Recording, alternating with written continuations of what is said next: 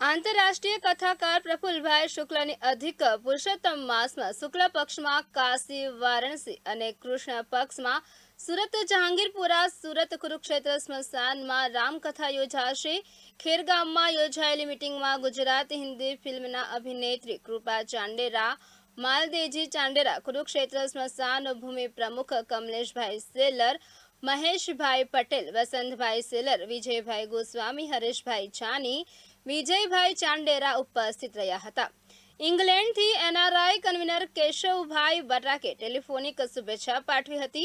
અધિક માસમાં આ બંને તીર્થમાં યોજાયેલી રામકથામાં કાશી રામકથાના પ્રમુખ તરીકે કૃપાબેન ચાંડેરાની નિમણૂક કરવામાં આવી છે। 7મી જૂનથી શરૂ થનારી કુરુક્ષેત્ર સુરત રામકથાને માનસ મનોરથી રામકથા નામ આપવામાં આવ્યું છે, જેમાં દરરોજ રામાયણનો એક પ્રશ્ન પૂછવામાં આવશે કે જેનો ઉત્તર કથામાં આવરી લેવામાં આવશે। અધિક માસમાં અનેરો ધર્મ લાભ ભક્તોને મળવાનો છે।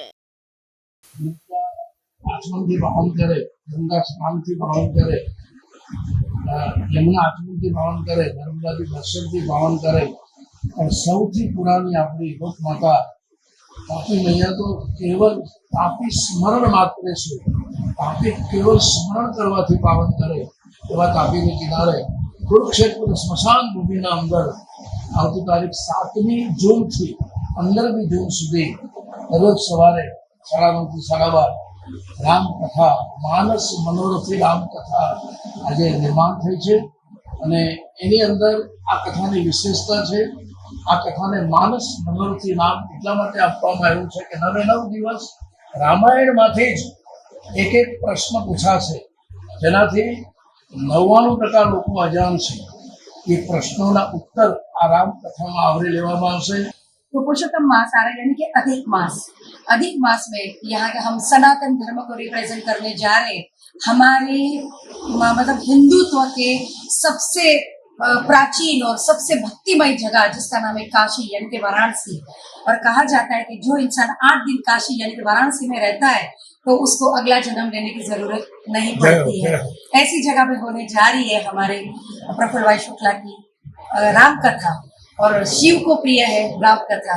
तो मैं आप सबको नम्र निवेदन करती हूँ कि हमारे साथ वो कथा में जुड़िए और भक्तिमय एक माहौल का आनंद लीजिए और भक्ति में इतना डूब जाए, क्योंकि हम इस कलयुग में ज्यादा कुछ कर नहीं पाते, लेकिन अधिक महीने में अगर हम अधिक पुण्य करेंगे तो हमें अधिक जन्म नहीं लेने पड़ेंगे। हिंदू समाज में खूब पावन मास है। सौ भाविक भक्त श्रद्धालुओ तापीना स्नान करीने धन्यता अनुभव करे छे, भिक्षु तत्व करता होय छे। तो आवो आपणे कथाना माध्यमथी आ त्रिवेणी संगमे स्नाननो महिमा भी उजागर करीए, साथे साथे भक्तिनो महिमा भी उजागर करीए, साथे साथे कथा स्नानथी आपણા ભવિષ્યના સંસ્કાર સંસ્કૃતિને भी हिंदू समाजना उजागर करीए। तो आप सौने कथाना माध्यमथी આજે બધામાં નમ્ર પ્રાર્થના છે।